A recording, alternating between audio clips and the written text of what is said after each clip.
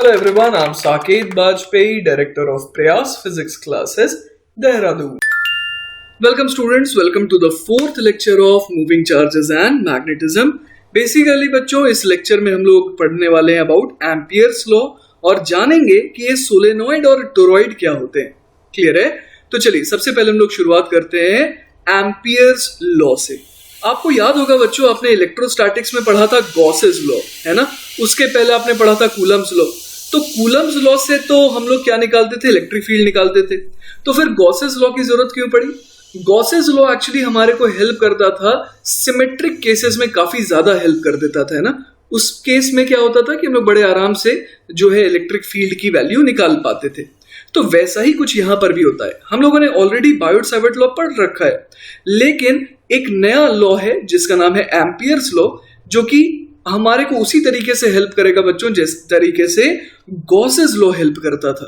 तो देखिए वही बात यहां पर लिखी हुई है कि Ampere's law gives another method, है ना. एक मेथड ऑलरेडी कौन सा है? बायोट-सावर्ट लॉ का, to calculate the magnetic field due to given current distribution. और इसमें भी कुछ तरीके हैं, किस तरीके से हम लोग आगे बढ़ेंगे आइए देखते हैं. तो देखिए बच्चों, क्या हमें स्टेप्स लेने होंगे. सबसे पहला काम अपने को क्या करना है? Consider any closed plane curve, है ना. क्लोज्ड प्लेन कर्व का आप मतलब समझते हैं कि यहां पर वो कर्व कैसा होना चाहिए? बिल्कुल क्लोज्ड होना चाहिए. अब देखिए बच्चों क्या बोला है, assign a sense to the curve by putting an arrow on the curve. जैसे सबसे पहला काम क्या करना है, आपकी इच्छा है ना, जिस तरीके से आप यहां पर एरो लगाना चाहते हैं. जैसे इन्होंने एरो किस तरीके से लगाया? इन्होंने एरो लगाया एंटी क्लॉकवाइज सेंस के हिसाब से, है ना, ताकि हमें ये दिख रहा है कि एरो के अगर अलोंग हम लोग बढ़ेंगे तो कौन सा सेंस होगा? ये एंटी क्लॉकवाइज सेंस होगा. तो चलिए पहला काम तो हम लोगों ने ये कर लिया. अब देखिए उसके बाद क्या करने बोल रहा है, using right hand thumb rule, है ना. पूरे के पूरे मैग्नेटिज्म में बच्चों राइट हैंड थंब रूल से मैं आपको सब कुछ सिखा दूंगा. और यहां पर भी देखिए राइट हैंड थंब रूल का ही एक एप्लीकेशन आ रहा है. Using right hand thumb rule, assign one side of the plane as positive and the other as negative. एक साइड को हमें पॉजिटिव असाइन करना है और एक साइड को नेगेटिव असाइन करना है. जैसे कि आप सबसे पहले तो ये सोचिए कि ये जो कर्व बना हुआ है ना, ये बिल्कुल कंप्यूटर स्क्रीन के ही प्लेन में बना हुआ है. अब जब आप अपने फिंगर्स को, यहां पर यही बोल रहा है ये, if you curl the fingers of the right hand, अगर आप अपने राइट हैंड के फिंगर्स को इसके सेंस में कर्ल करने की कोशिश करेंगे, जैसे कि यहां पर डायग्राम में भी शो कर रखा है, तो जो स्ट्रेच्ड थंब है ना, वो पॉजिटिव साइड देगा. मतलब आप समझ पा रहे हैं कि स्क्रीन से आपकी तरफ की जो डायरेक्शन आ रही है ना, आप अपने राइट हैंड का इस्तेमाल करके देखिए एक बार कि अगर आप अपने फिंगर्स को कर्ल करेंगे तो थंब आपकी तरफ ही तो पॉइंट करेगा, है ना, मतलब कि स्क्रीन के बाहर की तरफ. तो इस केस के हिसाब से बच्चों ये जो बाहर की डायरेक्शन है ना, that is coming out of the screen वाली डायरेक्शन क्या हो गई? वो हो गई पॉजिटिव. क्लियर है ये बात? तो अभी तक आपको यहां पर कोई वायर्स नहीं दिखने चाहिए. आपको अभी तक क्या सिर्फ मैंने पढ़ाया, अभी तक आपको मैंने सिर्फ यही बताया है अभी तक कि एक कर्व आपको देखना है, कर्व पे एरो लगाना है, एरो लगाने के बाद आपको राइट हैंड थंब रूल से क्या बताना है? आपको बताना है पॉजिटिव साइड कौन सा होगा, और उसके ऑपोजिट साइड को हम लोग बोल देंगे कि वो नेगेटिव साइड है. अब देखिए बच्चों अगला काम क्या करना है हमें, take a small length element dl vector on the curve, है ना. कर्व के ऊपर हमारे को एक छोटा सा एलिमेंट लेना है डीएल वेक्टर, और मान लीजिए कि बी वेक्टर क्या है, उस डीएल वेक्टर वाली लोकेशन पर resultant magnetic field. Resultant magnetic field बहुत इंपॉर्टेंट यहां पर वर्ड है. हमें नेट मैग्नेटिक फील्ड देखना है because of all the currents. अब हमें क्या करना है, we need to calculate the scalar product, जिसको हम लोग डॉट प्रोडक्ट भी कहते हैं, बी डॉट डीएल, है ना. हमें क्या करना है, उस जगह पर बी डॉट डीएल परफॉर्म करना है. और उसके बाद क्या करना है, we have to integrate by varying dl on the closed curve. आइए इस डायग्राम में मैं आपको दिखाता हूं. जैसे कि ये लोकेशन हमने चुनी, यहां पर हमने क्या दिखाया, एक छोटा सा डीएल वेक्टर दिखाया इस कर्व के अलोंग, है ना. और यहां पर मान लीजिए कि नेट मैग्नेटिक फील्ड ये बी वेक्टर थी, तो हमें क्या परफॉर्म करना है, बी डॉट डीएल. और सिर्फ इसी लोकेशन पर नहीं, ये काम पूरे के पूरे कर्व पर हमारे को करते ही चले जाना है. ठीक है, अब देखते हैं आगे इन्होंने क्या कहा है. अब इन्होंने कहा है कि this integration is called line integral और circulation of B vector along the curve and is represented by the symbol closed integral of B dot DL. यहां पर क्लोज इंटीग्रल यहां पर क्यों बोलते हैं, क्योंकि ये एक क्लोज्ड पाथ में पूरा का पूरा ये इंटीग्रेशन परफॉर्म हुआ है। मतलब कि अपने को कोई भी एक छोटा सा डीएल वेक्टर लेना है और फिर क्या करना है, B vector dot DL vector, और ऐसा करना है पूरे के पूरे लूप के अलॉन्ग घूम करके एंटायरली। तो बच्चों मैं रिवीजन करा देता हूं। अब तक हम लोगों ने क्या करा, अब तक हम लोगों ने सिर्फ एक कर्व लिया, क्लोज्ड कर्व था वो, प्लेन था वो, और साथ ही साथ उसमें हम लोगों ने एरो लगाया। अब एरो के सेंस के अलॉन्ग हमने फिंगर्स को कर्ल किया, तो थंब ने क्या बताया, पॉजिटिव डायरेक्शन, ठीक है, और उसके ऑपोजिट डायरेक्शन को हम लोगों ने क्या कह दिया, नेगेटिव डायरेक्शन। अब आते हैं, अब हम लोगों ने उसके बाद क्या किया, हमने इस एरो के अलॉन्ग घूमते घूमते integration of B dot dl perform किया, और चूंकि पूरे के पूरे क्लोज लूप में हम लोग घूम करके परफॉर्म करे हैं, तो इसीलिए हम लोगों ने क्या लगा दिया साइन, क्लोज्ड इंटीग्रल वाला। अब देखिए बच्चों क्या बोला जा रहा है, अभी तक मैंने आपको कोई भी वायर को देखने को नहीं कहा था, अब मैं कहने वाला हूं वायर को देखने को। अब बोला जा रहा है, now look at the currents crossing the area bounded by the curve. ये वर्ड इंपॉर्टेंट है बच्चों, क्रॉसिंग, है ना, जो इस एरिया को क्रॉस कर रहा है या फिर पियर्स कर रहा है।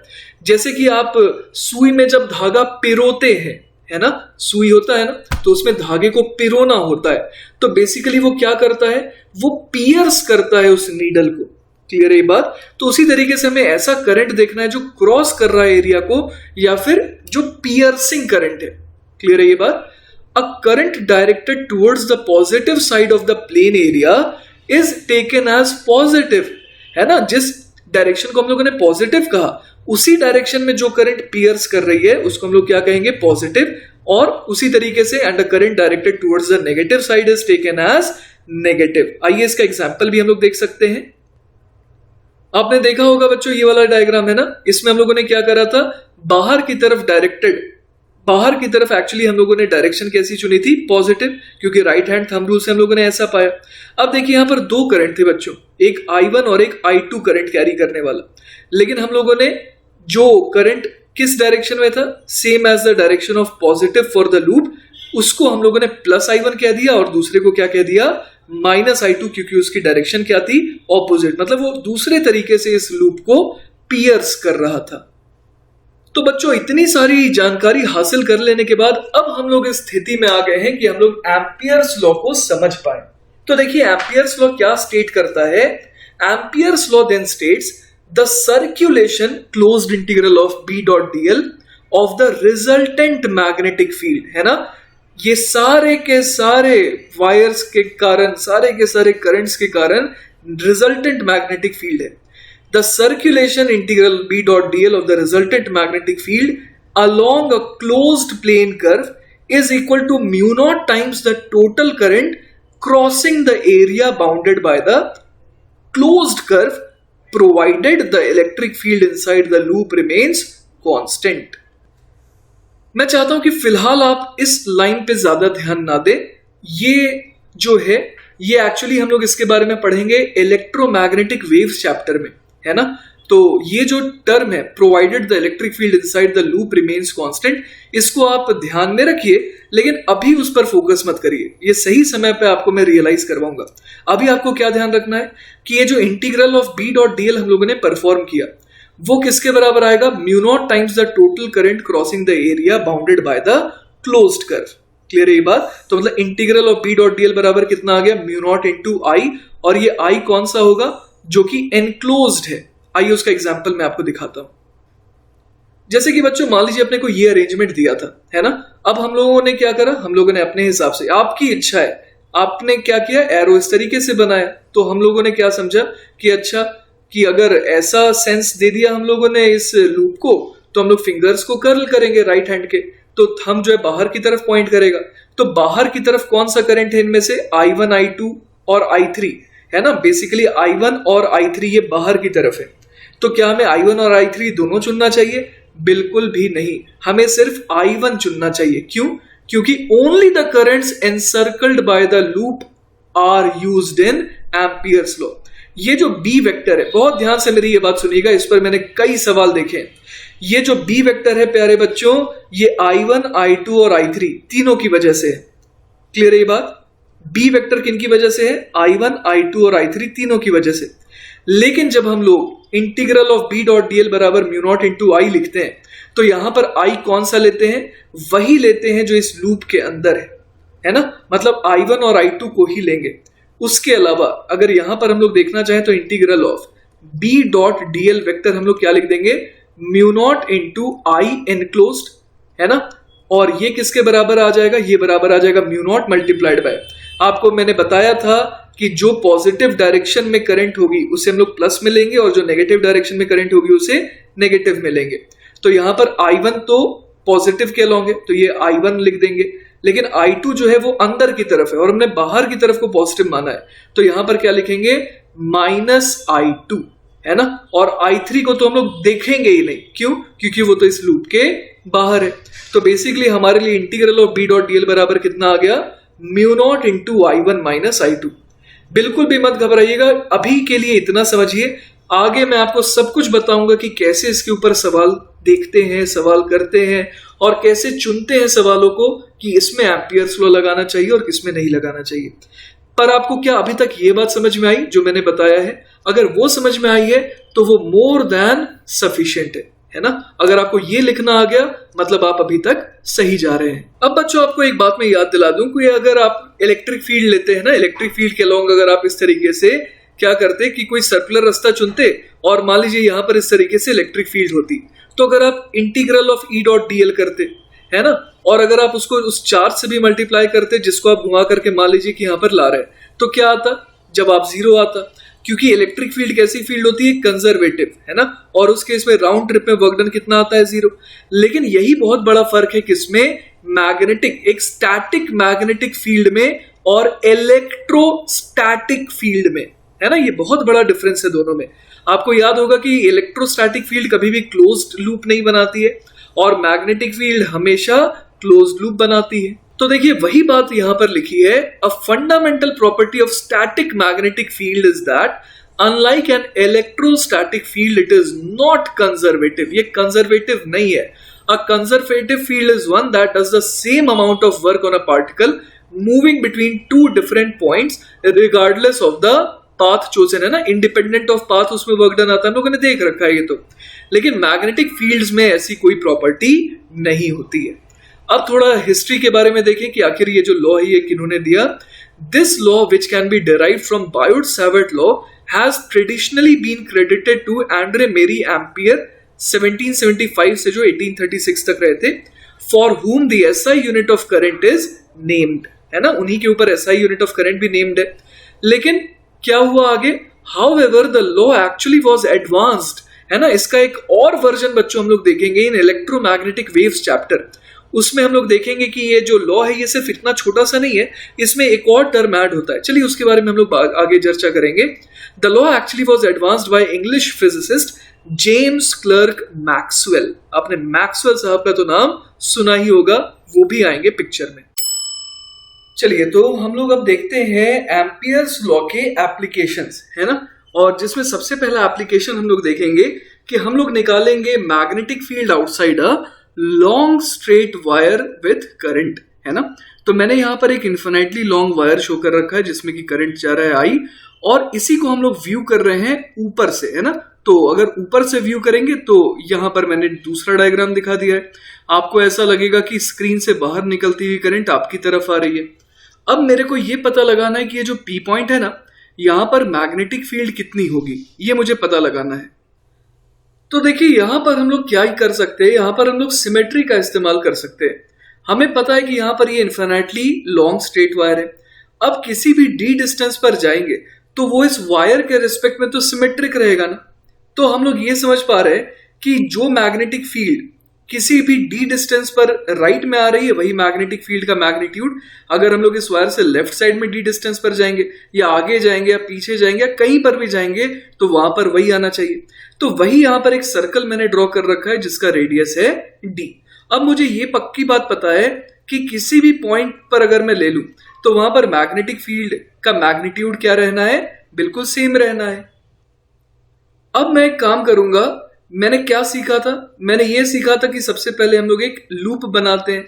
तो ये मैंने एक्चुअली जो बनाया है इसे कहते हैं एम्पीरियन लूप, है ना, ये एम्पीरियन लूप कहलाता है। अब इस लूप में हम लोग क्या करेंगे, हम लोग कोई भी एक सेंस डिफाइन कर देंगे जैसी मर्जी। मान लीजिए कि मैंने इस तरीके से एक एरो लगा दिया, मतलब कि मैं क्या कर रहा हूं यहां पर, मैं ऐसा कर रहा हूं कि अगर इसमें राइट हैंड थंब रूल हम लोग यूज करें तो अपने फिंगर्स को अगर मैं कर्ल करूंगा इस एरो के अलोंग तो थंब मेरी किस तरफ पॉइंट आउट हो रही है, बाहर की तरफ।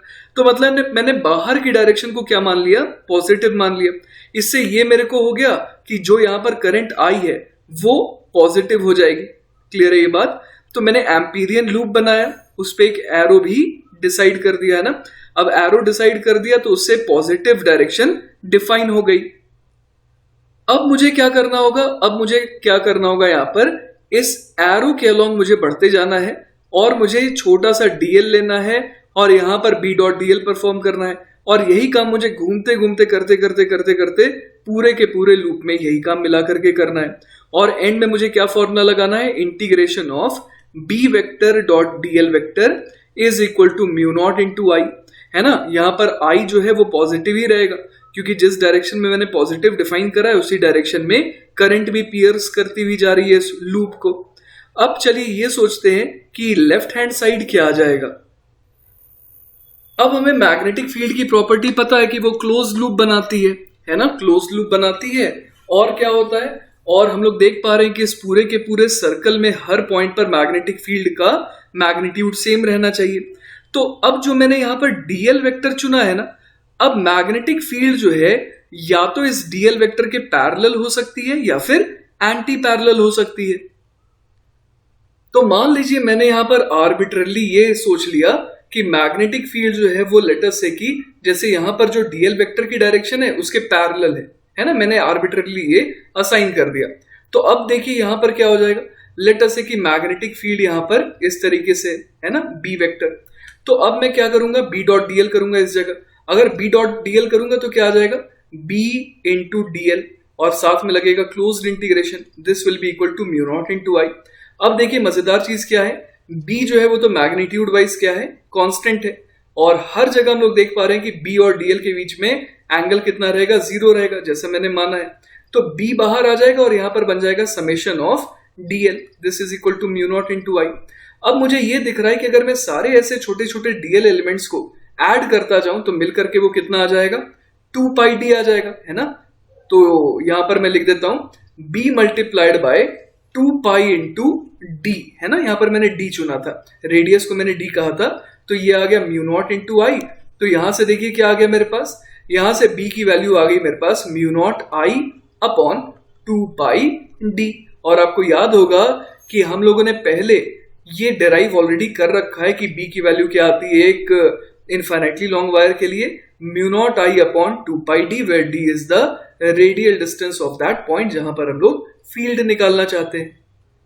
अब चलिए सोचते हैं बच्चों कि क्या हुआ था अगर मैंने बी वेक्टर को एंटी पैरेलल माना होता यहाँ पर। तो आप सोचिए मुझे क्या लिखना होता, मैं लिखता यहाँ पर integration close integral of B dot dl, मतलब इस बार ये आ जाता b into dl into cos of 180 degree या फिर cos pi. This should be equal to mu naught into I, क्योंकि आई तो पॉजिटिव है। तो यहां से देखिए मेरे पास क्या आ जाता, यहां से आ जाता b बाहर आ जाता, कॉस पाई का -1 भी बाहर आ जाता और बच जाता क्या, इंटीग्रल ऑफ डीएल, जो कि इस बार समेशन ऑफ डीएल तो फिर से कितना आता, 2 पाई डी आता।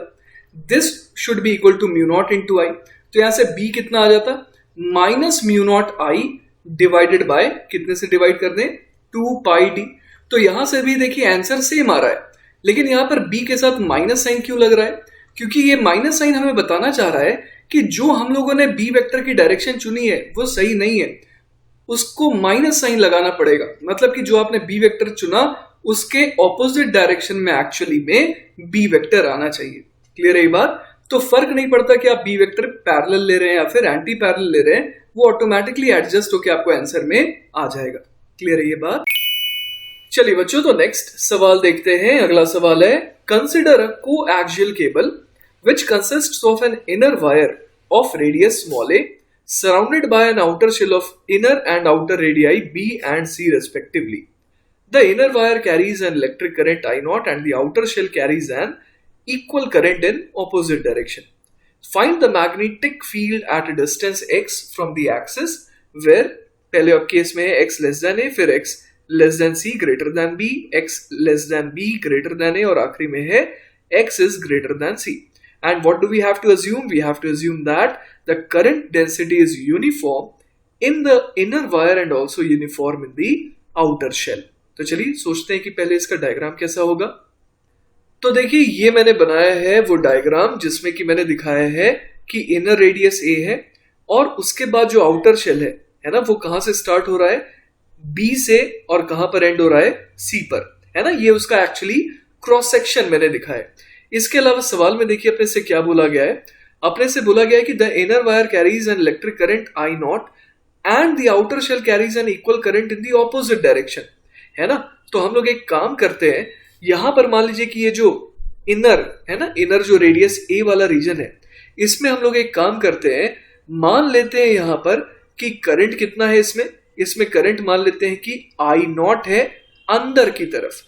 तो जो B से C तक वाला रीजन है, मतलब ये वाला रीजन है, इसमें हम लोग को क्या मानना होगा कि करंट अगेन आई नॉट है, लेकिन उसकी डायरेक्शन कैसी है, आउट ऑफ द प्लेन, है ना. मतलब रेडियस A के अंदर क्या है, A रेडियस तक जो करंट है वो इनटू द स्क्रीन है, और ये जो यहां पर B से C वाला रीजन है, इसमें current out of the screen है.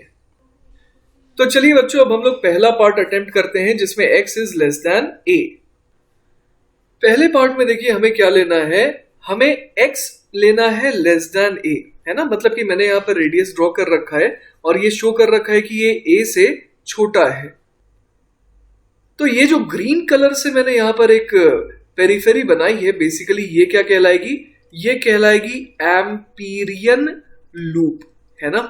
तो अब चलिए सबसे पहला काम हम लोग क्या करेंगे, हम लोगों ने क्या डिसाइड करा था, हम लोगों ने ये डिसाइड करा था कि अंदर जो पूरा येलो वाला रीजन है ना, इसमें हम लोगों ने करंट किस डायरेक्शन में माना था, इनटू द स्क्रीन, क्लियर है. और ये जो बाहर का रीजन था उसमें हमने माना था current coming out of the screen, clear है ये बात. तो चलिए सबसे पहला काम हम लोग क्या करेंगे, यहां पर सबसे पहला काम करेंगे, ये जो लूप हम लोग सिलेक्ट किया है ना, ये जो लूप है जिसकी रेडियस हम लोगों ने कितनी कही, x, इसमें कोई भी एक सेंस आप अपने हिसाब से डिफाइन कर दीजिए. चलिए मैं इस बार एरो इस तरीके का लगा रहा हूं, है ना, मेरी मर्जी, मैंने सोचा कि इस बार ऐसा एरो लगाते हैं.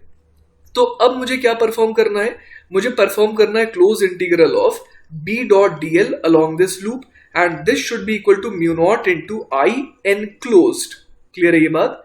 तो यहां पर मैं लेफ्ट हैंड साइड को अगर देखूं तो चूंकि ये समझ में आ रहा है कि b जो है हर जगह सेम रहेगा इस ग्रीन वाले सर्कल के पेरीफेरी पर, तो मैं b को बाहर ले लेता हूं और इंटीग्रेशन ऑफ dl क्या हो जाएगा, वो हो जाएगा 2 पाई x, क्लियर है ये बात. और ये किसके बराबर आना चाहिए, ये बराबर आना चाहिए mu not multiplied by current. इस यहां पर सोचिए किस सेंस का है, करंट एक्चुअली यहां पर इनटू द प्लेन है, और मैंने कौन सी डायरेक्शन को पॉजिटिव कहा, आप देखिए अपने राइट हैंड के फिंगर्स को कर्ल करिए जिस डायरेक्शन में मैंने एरो ड्रॉ किया है, तो आप देख रहे होंगे थंब इनटू द स्क्रीन आ रहा है.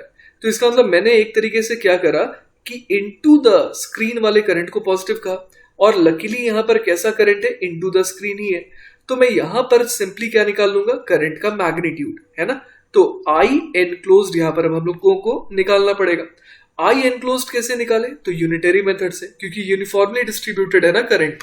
तो हम लोग यहां पर देख पा रहे हैं कि टोटल एरिया कितना था, टोटल एरिया था पाई ए स्क्वायर, उसमें कितना करंट था, उसमें करंट था आई नॉट, सही है. और हमने जो रीजन सेलेक्ट करा है वो तो ये वाला है ना, जिसका एरिया कितना हो जाएगा, जिसका एरिया हो जाएगा पाई एक्स स्क्वायर. तो यूनिटरी मेथड से यहां पर आई एनक्लोज्ड कितना आ जाना चाहिए, I naught upon pi a square into pi x square, और इस पूरे की वैल्यू कितनी आ जाएगी, इस पूरे की वैल्यू आ जाएगी x square I naught upon a square, है ना. तो ये हमारे पास आ गया आई एनक्लोज्ड. चलिए इसको यहां पर भर देते हैं और देखते हैं कि क्या आ रहा है अपने पास. अपने पास आ जाएगा b into 2 pi x is equal to mu naught x square I naught upon a square. तो यहां से देखिए एक x तो यहां से कैंसिल आउट हो गया, राइट. तो यहां से b अपने पास कितना आ गया, अपने पास b आ जाएगा mu naught x I naught upon 2 pi a square, clear है ये बात.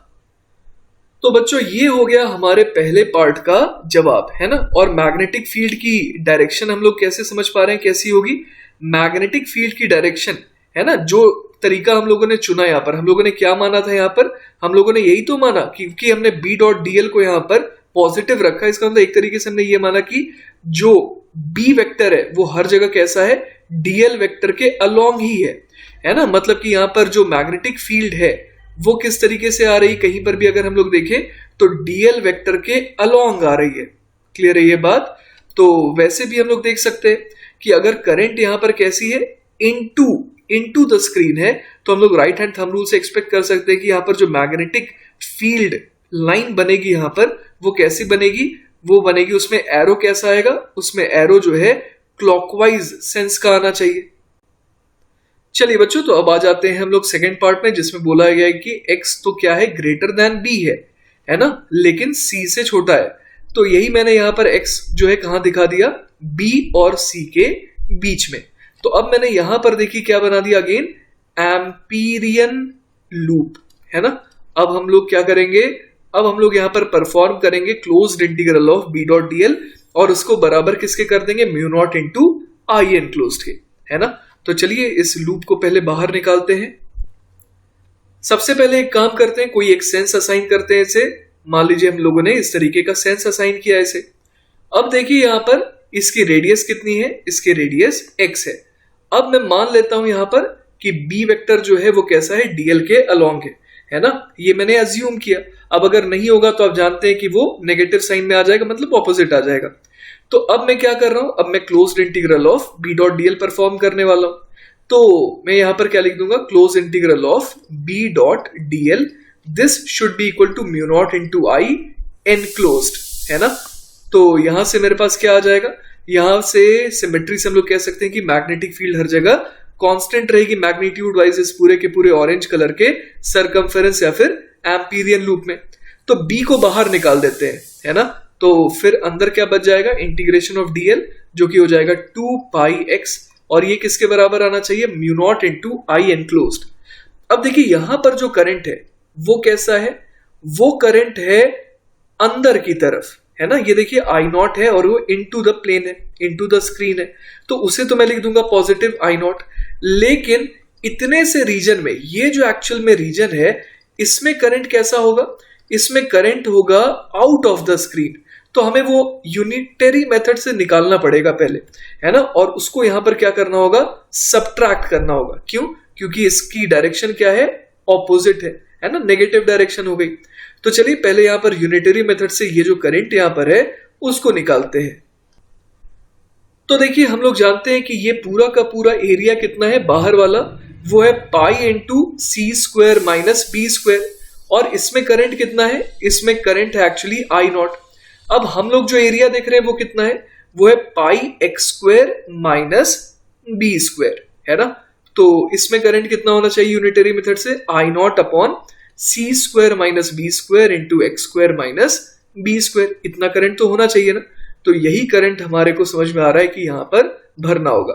तो इसमें से कितना घटा दें, इसमें से घटा देंगे I naught x square minus b square divided by c square minus b square. तो चलिए बच्चों इसे कैलकुलेट करते हैं। ये आ जाएगा b multiplied by 2 pi x is equal to mu naught, ये बाहर आ गया। और यहां पर क्या लिख देंगे, I naught minus I naught x square minus b square upon c square minus b square. इसे फर्दर सॉल्व करके देखते हैं क्या आ जाएगा हमारे पास। ये आ जाएगा म्यू नॉट, और अब एलसीएम लेने का टाइम आ गया है। C square minus b square LCM हो गया, और यहां पर आई नॉट मल्टीप्लाइड बाय कितना हो जाएगा, c square minus b square minus x square plus b square, है ना। तो यहां से देखिए बी स्क्वायर से minus b square cancel out होता हुआ दिख रहा है। तो क्या आ जाएगा यहां से, b into 2 pi x is equal to mu naught I naught, अंदर क्या आ जाएगा, c square minus x square upon c square minus b square. तो फर्दर देखिए यहां से फाइनली अपने पास b कितना आ जा रहा है, b आ जा रहा है यहां से mu naught I naught c square minus x square whole divided by 2 pi x into c square minus b square. तो यही देखिए बच्चों हो गया हमारे सेकंड पार्ट का जवाब। अब चलिए आ जाते हैं बच्चों थर्ड पार्ट में, जो कि है a less than x less than b, है ना। तो यहां के लिए हम लोग एक बार डायग्राम सोचते हैं कैसा बनेगा। तो इस बार देखिए बच्चों डायग्राम कुछ ऐसा बनना चाहिए, है ना। यहां पर मैंने क्या दिखाया है कि x जो है वो a से तो बड़ा है पर b से छोटा है। तो लेकिन मजेदार चीज क्या हो गई इस सवाल में? इस सवाल में मजेदार चीज ये हो गई कि करंट जो है ना, वो तो सिर्फ इतने ही रीजन में रहेगा। क्लियर है? तो अब हम लोग क्या करते हैं, इस रेड वाले लूप को बाहर निकाल करके आराम से उस पर डिस्कशन करते हैं। तो ये देखिए मैंने लूप बाहर निकाल लिया और इसकी रेडियस x है। मैं इसे अपने हिसाब से कोई भी सेंस दे देता हूं। मान लीजिए एरो मैंने यहां पर ऐसा बना दिया और इसका मतलब कि इनटू द प्लेन वाली करंट को मैं पॉजिटिव मानूंगा। अब मैंने मान लिया कि मैग्नेटिक फील्ड लेटर से कि इसी के अलोंग है ना, इसी के हिसाब से है। तो यहां पर मैं मैग्नेटिक फील्ड को क्या दिखाऊंगा, डीएल वेक्टर के पैरेलल, मतलब कि मैग्नेटिक फील्ड जो है वो एक्चुअली डीएल वेक्टर के साथ 0 डिग्री बना रही है, ऐसा मैंने अज्यूम करा। अगर नहीं आएगी बी वैसी तो बी नेगेटिव आ जाएगा, है ना, और ऑटोमेटिकली मुझे समझ में आ जाएगा कि मैंने जो डायरेक्शन चुनी थी वो सही नहीं थी। तो कोई दिक्कत नहीं है, ऑपोजिट वाली तो सही है ना।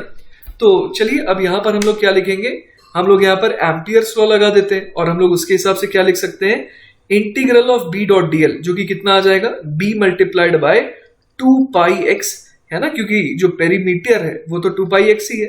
दिस इज इक्वल टू कितना लिख दे, mu naught into I enclosed. लेकिन इस बार आई जो है वो कांस्टेंट है और वो कितना हो जाएगा, सिंपली आई नॉट।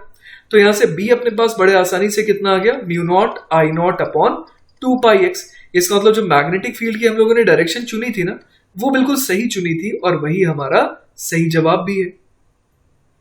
अब देखिए आ जाते हैं बच्चों आखिरी पार्ट में, जिसमें x is greater than c। x greater than c होने का मतलब क्या हो गया कि हमारा जो एम्पीरियन लूप अब हमें बनाना है वो कहां पर है, वो बाहर है ना। आइए मैं दिखाता हूं कैसा दिखेगा। तो ये देखिए बच्चों इस तरीके की दिखेगी इस बार हमारी नई एम्पीरियन लूप, है ना। अब इस बार खासियत क्या हो गई यहां पर, इस बार खासियत ये हो गई इस बार कि इस बार जो नेट पियर्सिंग करंट है ना, जो नेट पियर्सिंग करंट है वो 0 हो गई, क्योंकि जितना अमाउंट ऑफ करंट इसे अंदर की तरफ पियर्स कर रहा है उतना ही अमाउंट ऑफ करंट इसे इस बार बाहर की तरफ भी पियर्स कर रहा है। तो नेट पियर्सिंग करंट कितनी हो गई, 0। तो हम लोग सिंपली कह सकते हैं कि b into 2πx is equal to mu naught into 0। तो यहां से b की वैल्यू कितनी आ गई, 0। इसका मतलब बाहर कोई भी मैग्नेटिक फील्ड नहीं हो सकती है। चलिए बच्चों तो नेक्स्ट सवाल देखते हैं। अगला सवाल है, figure shows a cross section of a large metal sheet carrying N electric current along its surface. The current in a strip of width dl is k times dl, where k is a constant. Find the magnetic field at a distance x from the metal sheet. तो बच्चों सबसे जरूरी है अपने को ये सवाल imagine करना, है ना। सवाल एक्चुअली ऐसा है कि ये जो आपको ग्रीन कलर से दिखाया हुआ है ना, जिसमें ये डॉट्स यहाँ पर आपको सर्कल, यहाँ पर जो वायर्स हैं वो दिखाई गई है ना। तो बेसिकली ये क्या है, ये आपको क्रॉस सेक्शन दिखाया गया है ना। क्रॉस सेक्शन दिखाया गया है किसका, एक लार्ज मेटल शीट का, जो कि करंट कैरी कर रही है अलोंग इट्स सरफेस। क्लियर है ये बात? तो मतलब आपको क्रॉस सेक्शन देखने पर क्या नजर आ रहा है कि ये जो शीट का क्रॉस सेक्शन है उससे करंट बाहर की तरफ निकल रहा है ना। मतलब आपको ऐसा लग रहा होगा कि आपकी तरफ ये सारी की सारी करंट आ रही है। और हमें क्या निकालना है, इस मेटल शीट से x डिस्टेंस की दूरी पर एक पॉइंट P है, वहां पर अपने को क्या निकालना है, मैग्नेटिक फील्ड निकालना है। और साथ ही साथ आपको एक और चीज मेक श्योर करनी है कि यहाँ पर लार्ज मेटल शीट का है, मतलब आपको ये जो मेटालिक शीट है इसे कैसा ट्रीट करना है, इनफाइनाइटली लार्ज। तो बच्चों अब हमारे लिए ये जरूरी हो गया था सोचना कि आखिर P पॉइंट पर जो मैग्नेटिक फील्ड आएगी उसकी डायरेक्शन कैसी होगी, क्योंकि बिना डायरेक्शन पता कि हम लोग ठीक से एम्पियर सर्किटल लॉ तो नहीं लगा पाएंगे।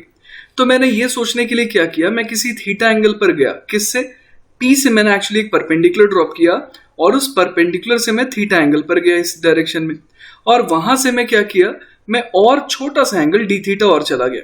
तो यहां पर मुझे एक एलिमेंट मिला, है ना। और ये कैसा एलिमेंट है, जिसका क्रॉस सेक्शनल एरिया जो है वो ये होगा और इसकी लेंथ कैसी होगी, इनफाइनाइट, है ना, क्योंकि हमें क्या दिख रहा है, सिर्फ इस मेटालिक शीट का क्रॉस सेक्शन दिखाई दे रहा है, बाकी ये है तो इनफाइनाइटली लार्ज। तो मेरे को बेसिकली एक वायर दिखाई दे रहा है जिसमें करंट कैसी है, जिसमें करंट है मेरी तरफ निकलती हुई, है ना। तो इस को मैं कैसा ट्रीट कर सकता हूं, एक इन्फिनिटली लॉन्ग वायर की तरह। तो उसकी वजह से पी पॉइंट पर फील्ड कैसी आएगी? ऑब्वियस है कि अगर ये इन्फिनिटली लॉन्ग वायर है तो using right hand thumb rule मुझे ये समझ में आ रहा है कि फील्ड यहाँ पर पी पॉइंट पर ऐसे इस डायरेक्शन में होगी, है ना। अगर मैं इसे रेडियस वेक्टर कह रहा हूं तो उसके परपेंडिकुलर डायरेक्शन में होगी। क्लियर है ये बात?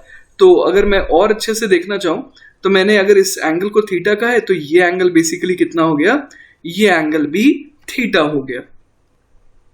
तो बच्चों मैंने यहां पर जो निकाल करके रखा था उसको एज इट इज अभी होल्ड पे रखा है। अब हम लोग एक काम करते हैं, यहां से थीटा एंगल जाते हैं इस तरीके से और डी थीटा और आगे चले जाते हैं। तो अब यहां पर फिर आपको एक वैसा ही एलिमेंट मिल रहा होगा, है ना, जिसको हम लोग इन्फिनिटली लॉन्ग वायर की तरह ट्रीट कर सकते हैं। अब आप सोच करके बताइए कि इसकी वजह से मैग्नेटिक फील्ड की डायरेक्शन पी पॉइंट पर कैसी आएगी।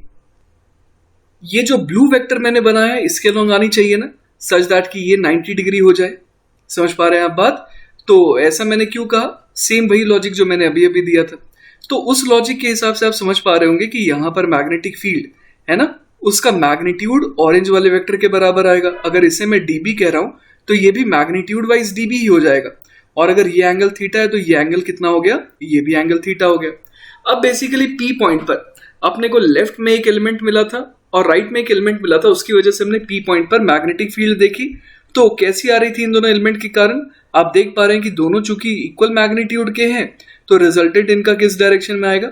ऑब्वियसली जो रिजल्टेंट है वो आएगा एंगुलर बाइसेक्टर के लॉन्ग, और एंगुलर बाइसेक्टर की डायरेक्शन यही तो हो गई। क्लियर है ये बात? तो ये हो गई रिजल्टेंट फील्ड की डायरेक्शन जो कि टुवर्ड्स लेफ्ट आ रही है। अब ये पी पॉइंट में यहां लूं चाहे यहां लूं, बात तो एक ही है। क्यों? क्योंकि ये शीट जो है वो इन्फिनाइटली लार्ज है, उसके लिए बस ये जो डिस्टेंस है वो मैटर कर रहा है, लोकेशन मैटर नहीं कर रही। क्योंकि अभी भी अगर मैं यहां पर पी पॉइंट बोल दूं तो अगेन ये कैसा बिहेव कर रहा है कि इसके किसी भी डायरेक्शन में चले जाऊं मेरे को ये शीट जो है वो इन्फिनिटली लार्ज ही दिखाई दे रही है। तो अब आप देखिए कि मैंने तो सिर्फ दो एलिमेंट की वजह से यहां पर फील्ड देखी कि वो लेफ्ट की तरफ आ रही है, लेकिन अगर मैं कोई भी एलिमेंट लूं तो उसके लिए एक और एलिमेंट यहाँ राइट की तरफ मिल जाएगा, जिसकी वजह से फील्ड में देखूंगा कि नेट कैसी आएगी, टुवर्ड्स लेफ्ट। तो हम लोग ये समझ पा रहे हैं इस छोटे से एनालिसिस से कि पी पॉइंट पर जो नेट फील्ड आनी है वो कैसी आनी है, टुवर्ड्स लेफ्ट ही आनी है। क्योंकि कोई भी लेफ्ट में एलिमेंट और राइट में एलिमेंट मिल करके कैसी फील्ड प्रोड्यूस कर रहे हैं, टुवर्ड्स लेफ्ट। और ऐसे हमारे को इनफाइनाइट नंबर ऑफ पेयर्स मिल जाएंगे। क्लियर है ये बात? तो ये देखिए बच्चों, मैंने पी पॉइंट पर अब नेट क्या दिखा दिया कि मैग्नेटिक फील्ड अगर होगी तो उसकी डायरेक्शन कैसी होगी, टुवर्ड्स लेफ्ट, है ना। और होगी ही खैर मैग्नेटिक फील्ड। तो अब आप देखिए कि मैं यहां पर अब बड़े आराम से एम्पियर सर्किटल लॉ लगा सकता हूं। आइए मैं दिखाता हूं किस तरीके से। देखिए बच्चों, मैंने यहां पर एक एम्पीरियन लूप बना दिया है, ये जो रेक्टेंगल है। और मैंने ऐसा क्यों बनाया? क्योंकि ये जो रेक्टेंगल है उसमें आप कोई भी यहां पर ऊपर वाले साइड में अगर आप पॉइंट ले लेंगे तो वो बिल्कुल इक्विवेलेंट है इस लार्ज शीट के हिसाब से। समझ पा रहे हैं आप बात? तो अगर सारे के सारे पॉइंट बिल्कुल इक्विवेलेंट है तो हर जगह मैग्नेटिक फील्ड की जो डायरेक्शन है वो कैसी आएगी, वो टुवर्ड्स लेफ्ट आएगी। क्लियर है ये बात? और इसी तरीके से मैं एक और बात कह सकता हूं। क्या बात कह सकता हूं मैं यहां पर? कि अगर मैं नीचे कोई भी पॉइंट लूं, है ना, कोई भी पॉइंट नीचे लूं यहां पर, तो आप सोचिए कि इस बार फील्ड की डायरेक्शन कैसी आएगी। इस बार जो फील्ड की डायरेक्शन आएगी वो आएगी टुवर्ड्स राइट। क्योंकि कोई भी आप एलिमेंट उसी तरीके से लेंगे, उसकी वजह से एक फील्ड ऐसी एक फील्ड ऐसी, तो रिजल्टेंट ऐसा आ जाएगा। क्लियर है ये बात? तो ये तो हमारे को समझ में आ गया कि अब कोई भी पॉइंट अगर मैं इस वाले साइड में लूं तो यहां पर मैग्नेटिक फील्ड की डायरेक्शन कैसे आएगी, टुवर्ड्स राइट आएगी। और एक और चीज हम लोग सोच सकते हैं कि चूंकि मैंने यहां से x डिस्टेंस नीचे ही पॉइंट लिया है, जिस तरीके से x डिस्टेंस ऊपर p पॉइंट था ना, वैसे ही x डिस्टेंस नीचे मैंने यहां पर ये वाली साइड ली है, तो कोई भी पॉइंट यहां पर x डिस्टेंस दूर है इस लार्ज मेटल शीट से, तो जो मैग्नीट्यूड यहां आ रहा है वही मैग्नीट्यूड यहां पर भी आएगा। क्लियर है ये बात? अब बिल्कुल शुरुआत से काम करते हैं। शुरुआत से किस तरीके से? हम लोगों को क्या करना होता है, लूप की डायरेक्शन असाइन करनी होती है। तो चलिए मैंने लूप की डायरेक्शन इस बार अपने हिसाब से, अपनी मर्जी के हिसाब से इस तरीके से डिसाइड कर ली, है ना। तो पॉजिटिव कौन सा हो गया? पॉजिटिव हो गया बाहर की तरफ वाली साइड, मतलब कि ये जो सारे के सारे करंट हैं वो मेरे लिए क्या हो जाएंगे, पॉजिटिव हो जाएंगे। तो अब मैं लगा देता हूं एम्पीरियर सर्किटल लॉ, है ना, एम्पियर सर्किटल लॉ लगा देता हूं यहां पर। तो मैं क्या लिखूंगा, closed integral of B dot dl, वो कितना हो जाएगा, mu naught into I enclosed. अब आप देखिए यहां पर बी डॉट डीएल अगर हम लोग करेंगे, है ना, बी डॉट डीएल अगर इस तरीके से हम लोग करेंगे तो इधर कैसा आएगा बी डॉट डीएल, डीएल और बी दोनों पैरेलल है ना। और यहां पर मान लीजिए कि ये जो रेक्टेंगल मैंने बनाया है उसमें जो ये वाली साइड लेंथ मैंने ली है ना, इसको मान लीजिए मैंने एल लिया है ना, ये लेंथ जो है ये कितनी है, एल है। तो ऊपर बी डॉट डीएल कितना हो जाएगा, वो हो जाएगा बी इंटू एल, और नीचे भी क्या हो जाएगा, नीचे भी आप देखिए कि जैसे कि इधर डीएल हम लोग इस तरीके से ले रहे थे ना एरो के अलोंग, तो यहां पर भी हम लोग कैसे लेंगे, एरो के अलोंग डीएल लेंगे और बी यहां पर सेम इसी डायरेक्शन में। तो अगर ऊपर वाले लाइन और नीचे वाले लाइन को हम लोग देखें तो हम लोग क्या लिख सकते हैं, B into L plus B into L. और ये जो वर्टिकल लाइन्स है इसके अलोंग हम लोग देख सकते हैं कि मैग्नेटिक फील्ड कैसी है, मैग्नेटिक फील्ड जो है वो मान लीजिए या तो लेफ्ट के अलोंग है या राइट के अलोंग है, और डीएल वेक्टर कैसा है, वो तो वर्टिकल है। तो इसका मतलब ये हो गया कि बी और डीएल वेक्टर के बीच में हमेशा एंगल 90 डिग्री का आएगा, मतलब बी डॉट डीएल 0 हो जाएगा ना। तो इसका मतलब प्लस जीरो लिख देते हैं। ये किसके बराबर आ जाएगा, म्यू नॉट मल्टीप्लाइड बाय, अब आई निकालना है। अब पियर्सिंग करंट तो यही वाला पोर्शन हो गया ना, ये जो पोर्शन अभी अभी मैंने यहाँ पर शेड किया था, है ना।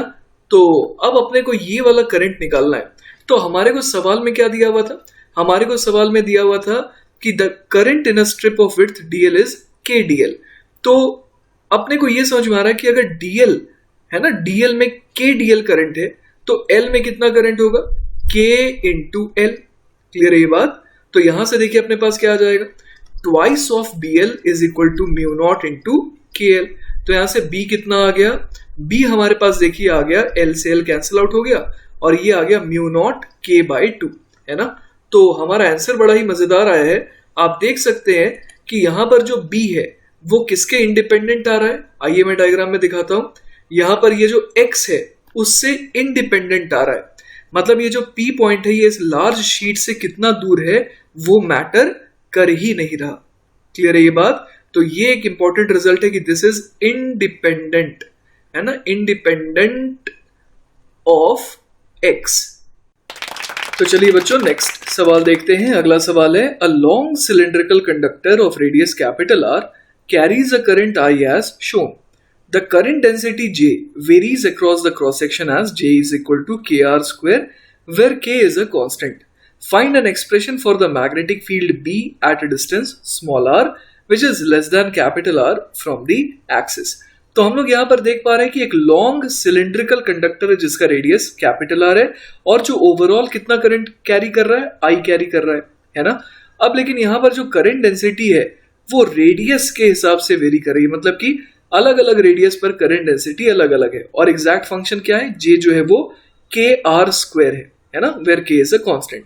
अब अपने को क्या बताना है, मैग्नेटिक फील्ड बेसिकली बताना है as a function of small r, है ना, जहां पर स्मॉल आर क्या है, कैपिटल आर से छोटा है। तो चलिए सबसे पहले एक काम करते हैं, हम लोग क्रॉस सेक्शन देखते हैं, है ना। तो बच्चों एक काम करते हैं, यहां पर मैं किसी आर रेडियल डिस्टेंस पर, है ना, मैंने एक एम्पीरियन लूप बना दी। अब आर रेडियल डिस्टेंस पर मैंने एक एम्पीरियन लूप बना दी और मैं यहां पर इस तरीके से इस कंडक्टर को देख रहा हूं, है ना, मतलब मुझे ऐसा लग रहा है कि करंट मेरी तरफ आ रही है। अब मैंने क्या करा, यहां पर मेरे को ये जो एम्पीरियन लूप थी उस पर मुझे कोई एक डायरेक्शन का सेंस देना था, तो मैंने चलिए रैंडमली इस तरीके से दे दिया। क्लियर है ये बात। अब यहां पर मेरे लिए पॉजिटिव डायरेक्शन कौन सी हो गई, बाहर की तरफ फ्लो करने वाली करंट, और इत्तेफाक से करंट यहां पर कैसी फ्लो कर रही है, बाहर की तरफ ही फ्लो कर रही है। अब मुझे यह समझ में आ रहा है कि मुझे एक्सप्रेशन क्या लिखना होगा, एम्पियर्स लॉ का integration of B dot dl is equal to mu naught into I, है ना। अब यहां पर मुझे यह दिख रहा है कि चूंकि सारी चीजें आर के हिसाब से सिमेट्रिक है तो मैग्नेटिक फील्ड भी आर के हिसाब से क्या होगा, मैग्नीट्यूड वाइज बिल्कुल सेम आएगा। तो यहां पर मैं लेफ्ट साइड में क्या कर सकता हूं, B into integral of DL, जो कि कितना हो जाएगा 2 पाई स्मॉल आर, वो किसके बराबर आ जाएगा, mu naught into I enclosed. अब अपने को आई एनक्लोज निकालना है, मतलब कि इतने से हिस्से में जितना भी करंट फ्लो कर रहा है वो अपने को एक्चुअली कैलकुलेट करना है। जैसे ही ये काम कर देंगे अपने को बी निकल के आ जाएगा। तो देखिए इसे निकालने के लिए मैं क्या स्ट्रैटेजी अपनाने वाला हूं, मैं किसी x डिस्टेंस पर जाऊंगा और वहां से dx थिकनेस का एक एलिमेंट चुन रहा हूं और उसके हिसाब से मैंने dx थिकनेस की यहां पर एक रिंग इमेजिन कर ली। अब मैं क्या करने वाला हूं यहां पर, मैं यहां पर यह बोल सकता हूं कि इस जगह पर b की वैल्यू j की वैल्यू है ना, करंट डेंसिटी j की वैल्यू कितनी हो जाएगी, एक बार देख लेते हैं सवाल में कितना दिया हुआ था। j दिया हुआ था देखिए kr² के बराबर, तो यहां पर हम लोग j कितना लिख सकते हैं, r की वैल्यू x है तो kx² के बराबर, ठीक है। तो यहां पर मैंने करंट डेंसिटी लिख दिया। अब करंट डेंसिटी को इसके एरिया से मल्टीप्लाई कर देंगे, ये जो एरिया है यहां पर उससे मल्टीप्लाई कर देंगे तो अपने को एलिमेंटल करंट मिल जाएगा। तो बेसिकली डी कितना हो जाएगा, वो हो जाएगा J into D A, correct है। तो अब यहां पर डी हम लोग कितना लिख सकते हैं, J हो गया kx² और ये जो एरिया है ना, एलिमेंटल एरिया है वो कितना हो गया, वो हो जाएगा 2πx dx। क्लियर है ये बात। तो अब मुझे क्या करना है, मुझे टोटल करंट निकालना है from radius varying from 0 to small r। तो मैं यहां पर क्या करूंगा, मैं इसे कर दूंगा इंटीग्रेट, है ना। Integration of d I will be equal to I enclosed, जो कि कितना हो जाएगा, integral of kx² 2πx dx 0 से लेकर के r तक, है ना। तो यहां पर जब हम लोग देख रहे हैं तो कितना आ रहा है, आई एनक्लोज्ड, यहां पर कॉमन क्या क्या आ जाएगा, 2πk, ये तो कॉमन आ गया, अंदर बच गया x³ dx, जिसका इंटीग्रल हो जाएगा x की पावर 4/4। अब हमें इसमें लिमिट भरनी है कहां से कहां तक, 0 से लेकर के r तक। तो हमारे पास आई एनक्लोज्ड कितना आ जाएगा, वो आ जाएगा यहां से 2 2 4, तो ये बच जाएगा हमारे पास पाई के स्मॉल r की पावर 4/2, है ना। तो अब इसे हमें भरना है, कौन सी इक्वेशन में भरना है, इसे हमें भरना है एम्पियर्स लॉ वाली इक्वेशन में। आइए वहां ले चलता हूं मैं। तो वो अपने पास जो एक्सप्रेशन था वो ये था, है ना। तो b into 2πr is equal to μ0 into I enclosed. तो यहां लिख देते हैं हम लोग b into 2π small r is equal to μ0 into pi के r की पावर 4/2। तो यहां से देखिए कुछ और कैंसिल आउट हो रहा है क्या, पाई से पाई कैंसिल आउट हो रहा है और r से r की पावर 3 बच जा रहा है। तो b कितना आ जाएगा, b आ जाएगा μ0 के r की पावर 3/4, और यही बच्चों हमारा फाइनल आंसर हो जाएगा ना। हमने b as a function of small r बड़े आराम से निकाल लिया। क्लियर है ये बात। चलिए बच्चों, तो अब हम लोग आ जाते हैं नए टॉपिक पर जिसका नाम है सोलेनॉइड्स एंड टोरॉइड्स। इसमें सबसे पहले हम लोग डील करेंगे with solenoids and we will try to find out magnetic field of a solenoid. तो देखिए ये है बच्चों सोलेनॉइड। आइए इसके बारे में थोड़ा पढ़ते हैं। We now turn our attention to another situation in which Ampere's law proves useful, है ना। इस केस में मैग्नेटिक फील्ड हम लोग किसके द्वारा निकालेंगे, using Ampere's law. It concerns the magnetic field produced by the current in a long tightly wound helical coil of wire, है ना। Long tightly wound helical coil of wire, यही basically solenoid की definition होती है ना। जैसा कि आप डायग्राम में देख पा रहे हो, और डायग्राम काफी क्लियर भी होगा और इसमें किस तरीके से करंट फ्लो कर रहा है। We assume that the length of the solenoid is much greater than the diameter. ये एक छोटा सा असम्पशन लेकर के हम लोग आगे बढ़ेंगे। तो बच्चों अब मैं क्या करने वाला हूं, मैं एक प्लेन डिफाइन करने वाला हूं। जैसे कि मान लीजिए कि ये जो प्लेन है जो बिल्कुल इसे हाफ में डिवाइड कर रही है ना, तो आप यहां पर देख पा रहे हैं कि जो ऊपर जो भी पॉइंट्स है, जो भी पॉइंट्स ऊपर है, यहां पर अपने को क्या दिख रहा है कि यहां से करंट बाहर की तरफ निकल रहा है ना। और यहां पर जो भी पॉइंट्स है नीचे, है ना, उनमें आपको दिख रहा है कि यहाँ पर क्रॉस से देखिए बेसिकली क्या बताया जा रहा है कि करंट यहाँ पर घूम करके ऐसे अंदर की तरफ जा रहा है। तो बेसिकली आपको मैं एक चीज बता दूं कि यहां से ऐसा लग रहा है कि करंट स्क्रीन के बाहर आ रहा है और यहां से ऐसा लग रहा है कि वापस से ये स्क्रीन के अंदर यहां से एंटर कर जा रहा है। क्लियर है ये बात। तो इसका एक बेटर डायग्राम के लिए आइए हम लोग आते हैं, इस डायग्राम को देखते हैं।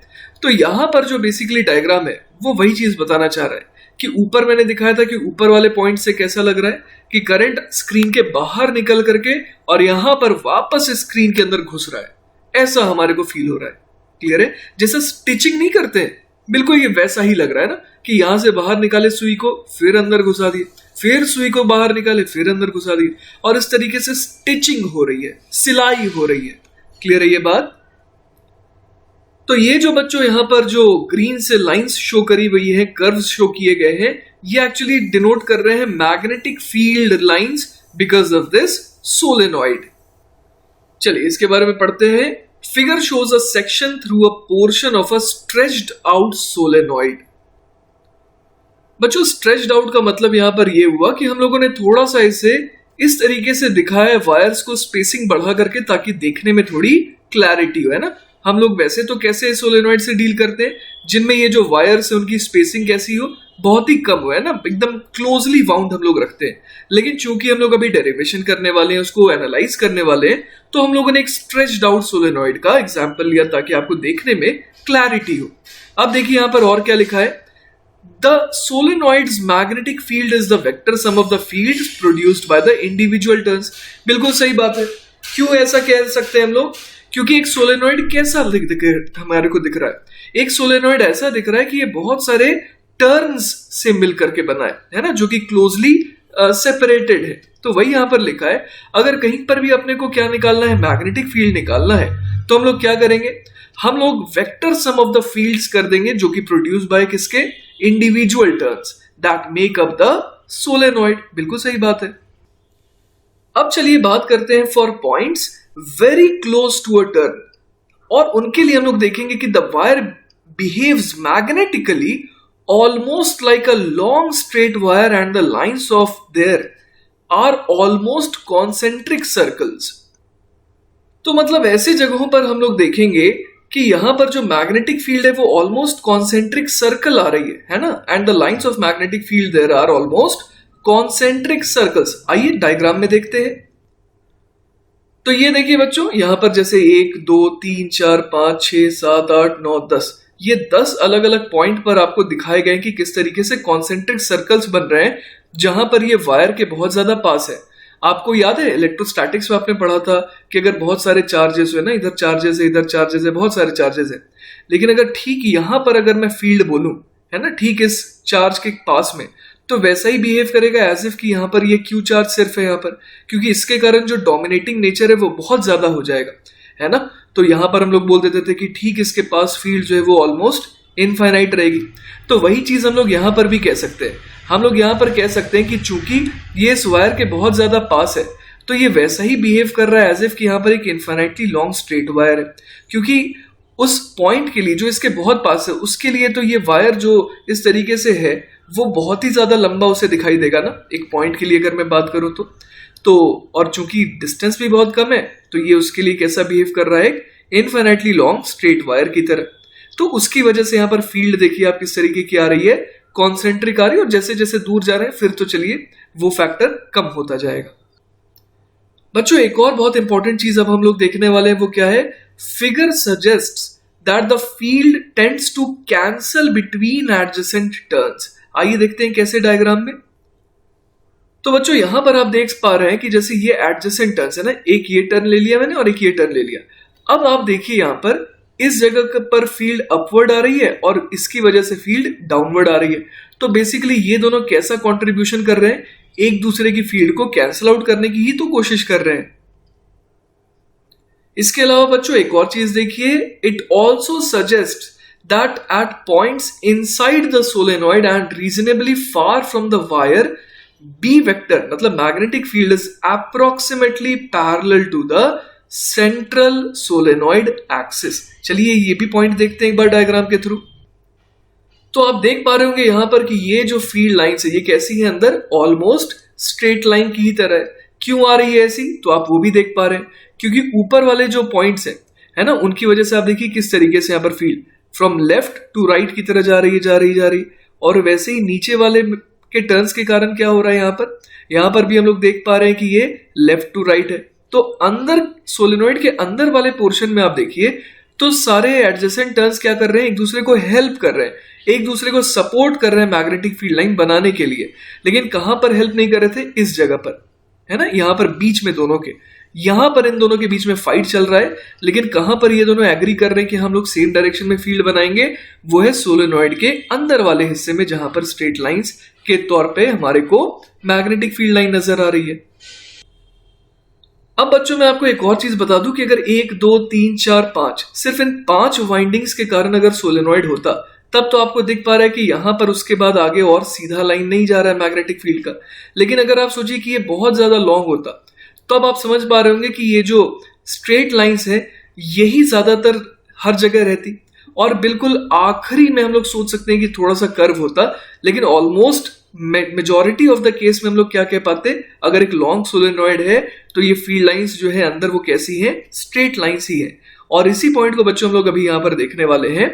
इन the limiting case of an ideal solenoid, है ना, ये आइडियल सोलेनॉइड का केस में कह रहा हूं, जब इनफाइनाइटली लार्ज हम लोग मान सकते हैं ना, which is infinitely long and consists of tightly packed या फिर close packed turns of square wire, the field inside the coil is uniform and parallel to the solenoid axis, है ना। coil के अंदर जो है हम लोग देख पा रहे हैं कि यूनिफॉर्म फील्ड आएगी, अभी अभी हम लोगों ने देखा, और साथ ही साथ उसकी डायरेक्शन कैसी होगी, parallel to the axis of the solenoid. और बच्चों यहाँ पर स्क्वायर वायर कहने का बस ये सिग्निफिकेंस है कि जो अगर आप एक वायर को देखिए ना, ओवरऑल सोलेनॉइड की बात नहीं कर रहा हूं, सोलेनॉइड जिस वायर को घुमा घुमा घुमा करके बना है उस वायर के क्रॉस सेक्शन को देखिए, तो अगर वो स्क्वायर होगा तब की बात ये कह रहा है, ठीक है। तो बच्चों आप इस डायग्राम में एक चीज नोटिस कर पा रहे होंगे कि अंदर तो फील्ड बहुत ज्यादा डेंस है, लेकिन बाहर जो फील्ड है वो बहुत ही कम डेंस है ना, एज कंपेयर टू अंदर। तो बाहर की फील्ड आपको डेंसिटी वाइज कुछ भी नहीं दिख रही होगी, और हमें ये पता है कि जितना ज्यादा डेंस होता है मैग्नेटिक फील्ड उतना ज्यादा वहां पर स्ट्रॉन्ग होता है उसका स्ट्रेंथ। तो आखिर इस बात को बच्चों समझने की कोशिश करते हैं कि ऐसा काय को हो रहा है। तो देखिए यहाँ पर हम लोग पी पॉइंट पर फोकस करने वाले हैं, ठीक है। At points above the solenoid such as P in figure, the magnetic field set up by the upper parts of the solenoid turns, मतलब अपर पार्ट मतलब ये वाले पार्ट्स है ना, इनकी वजह से आप देखिए कि फील्ड की डायरेक्शन कैसी आ रही है, from right to left approximately, ये तो हम लोग कह ही सकते हैं ना। तो वही यहां पर लिखा है, is directed to the left and tends to cancel the field set up at P by the lower parts of the turns.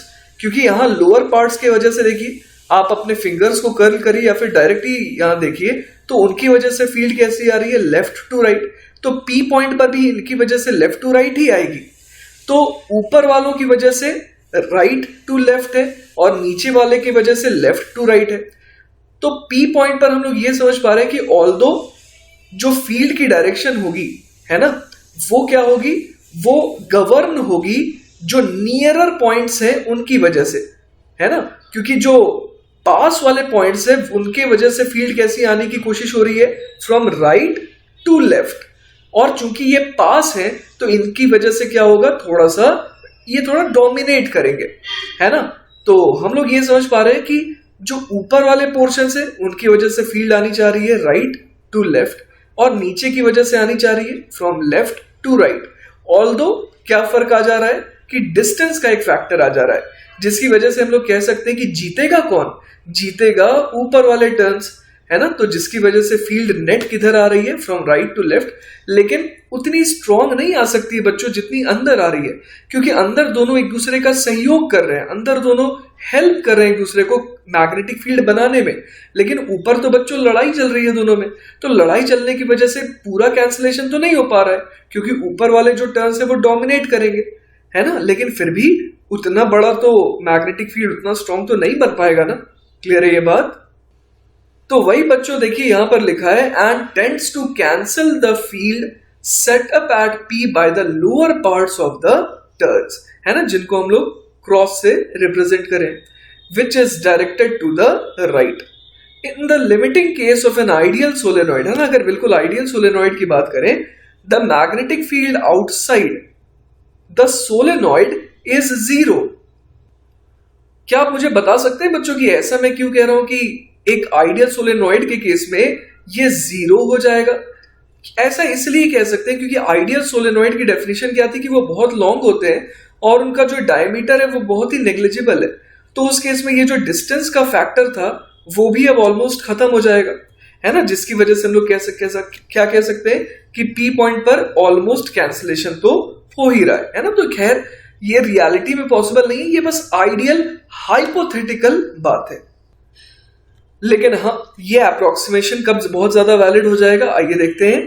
Taking the external field to be zero is an excellent assumption for a real solenoid if its length is much greater than its diameter, है ना, जिसके बारे में अभी अभी मैंने चर्चा करी.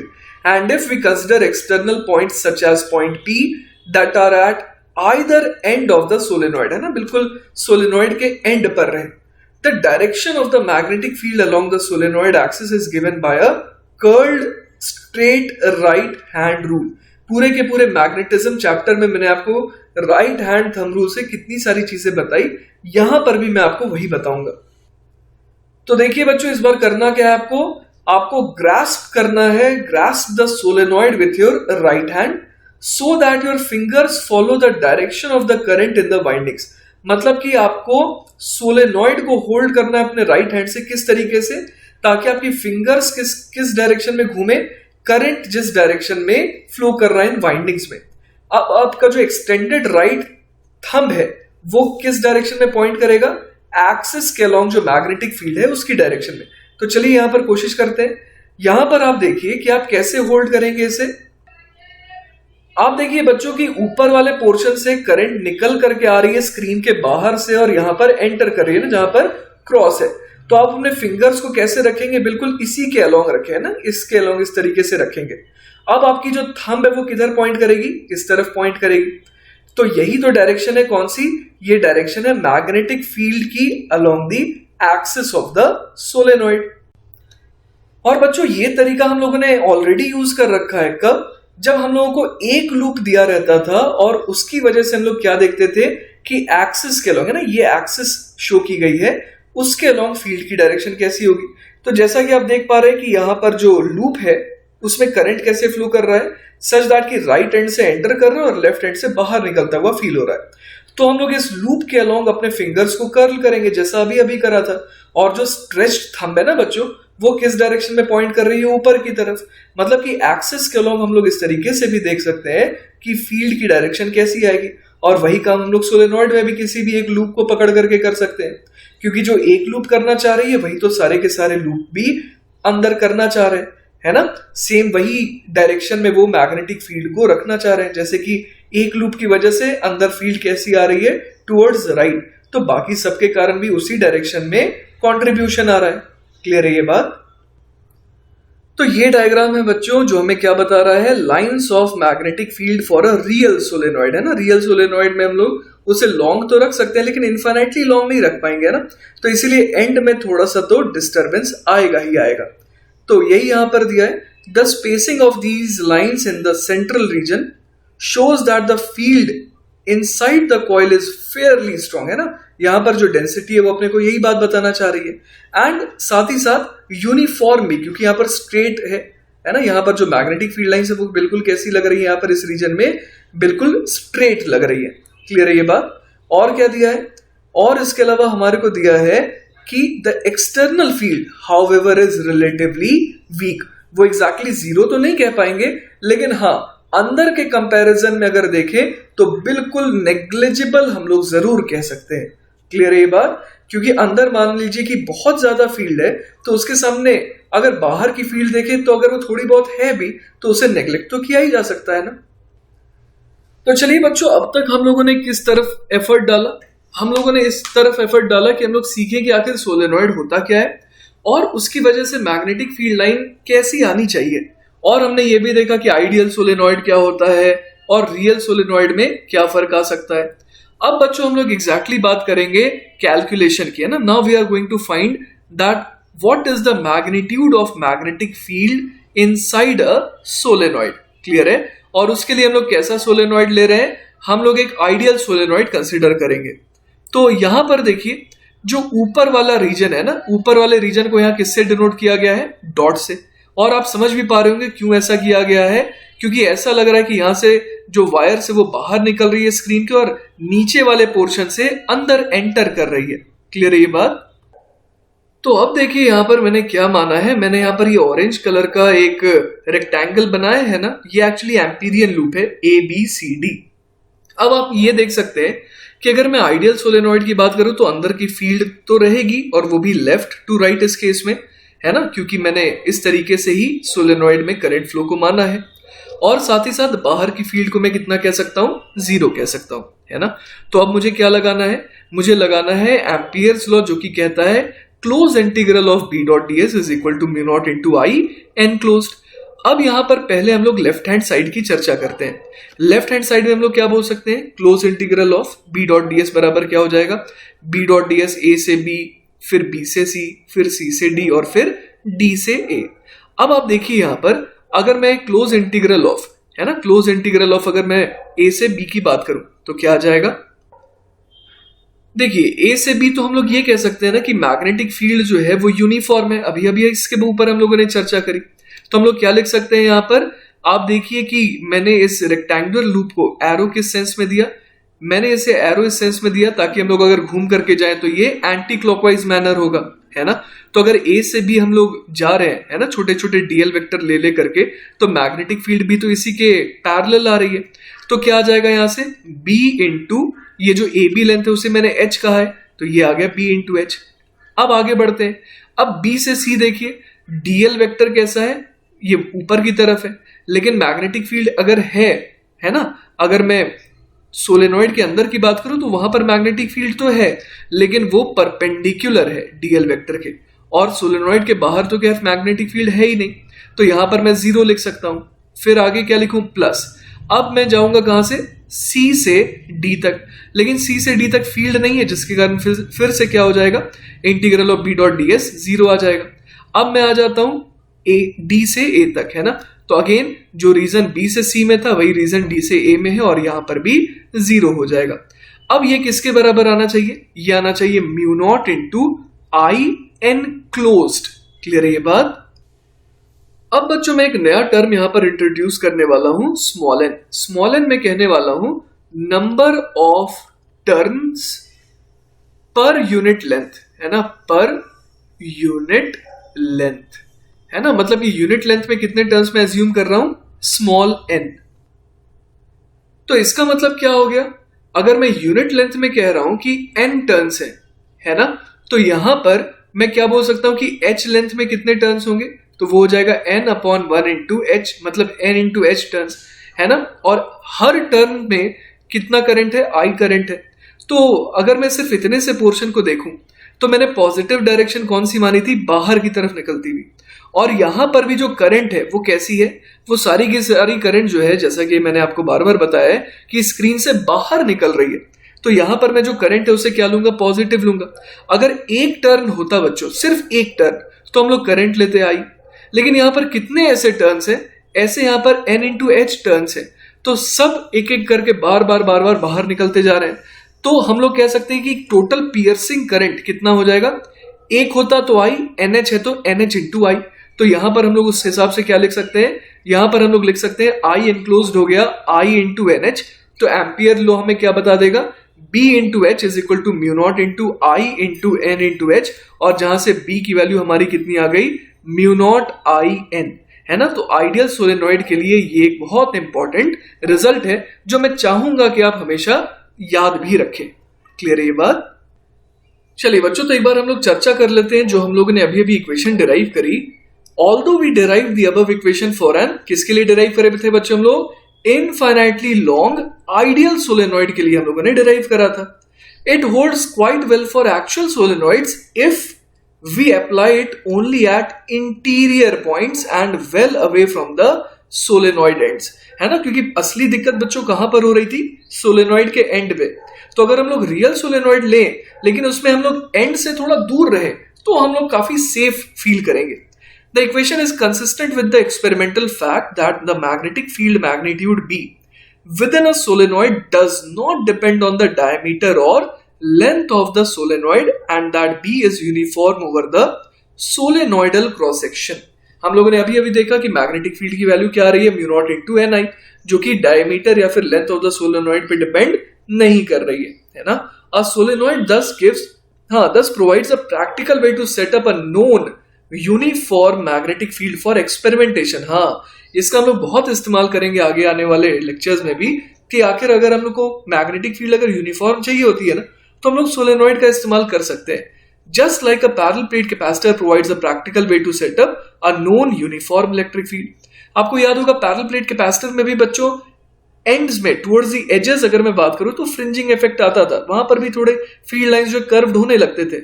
लेकिन अगर हम लोग इनसाइड द कैपेसिटर रहते थे, है ना, तो वहां पर हम लोग देखते थे कि जो फील्ड लाइंस है वो बिल्कुल कैसी है, वो बिल्कुल यूनिफॉर्म है। तो ठीक उसी तरीके से हम लोग देख पा रहे हैं कि मैग्नेटिज्म में उसका एनालॉगस कौन सा है, ये जो हमने सोलेनॉइड देखा ये वो बन सकता है उसका एनालॉग।